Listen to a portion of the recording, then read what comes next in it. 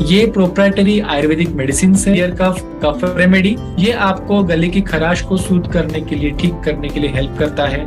Dry cough और बलगम वाली खांसी, दोनों कंडीशंस में आपका हेल्प करती है। इसका इंपॉर्टेंट बेनिफिट ये है कि ये प्योरली हर्बल है, इसके साइड इफेक्ट नहीं है।